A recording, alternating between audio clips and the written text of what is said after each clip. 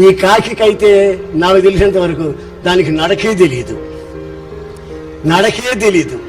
ఆ దరిద్రపంతా తినేది ఒకటి తెలుసు, దరిద్రపంతా తింటది, నడకే తెలీదు. నడవమన్నాం అనుకో,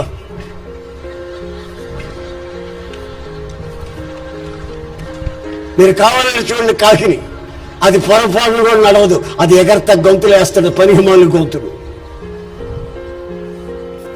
అది పక్షే, దానికి రెక్కలు ఉన్నాయి, మరి ఏం లాభం, అది ఎగరతదండి. అట్లాంటి విశ్వాసులు ఈ రోజున ఉన్నారు, నామకార్థపు క్రైస్తవులు. ఇటు పండుగ వస్తే అటు ఎగురుతారు, అటు దొరలు వస్తే అటు ఎగురుతారు. ఎక్కడికి అవసరమైతే అక్కడ ఎగరడమే కానీ కాస్త నడుస్తామన్న ఆలోచనే లేదుగా. సొంతగా నడుద్దాం అనే ఆలోచన లేదు. ఇటు గొంతు అటో గొంతు, అటో గొంతు, ఇటో గొంతు వేసి గొంతు వేయడం మాత్రమే కాకిలాగా. కాకి రెక్కలున్నా అది ఎంత దూరం ఎగురుతుందండి. అయితే పక్షిరాజు ఆశించింది తన పిల్లల్ని. పక్షిరాజు మనసులో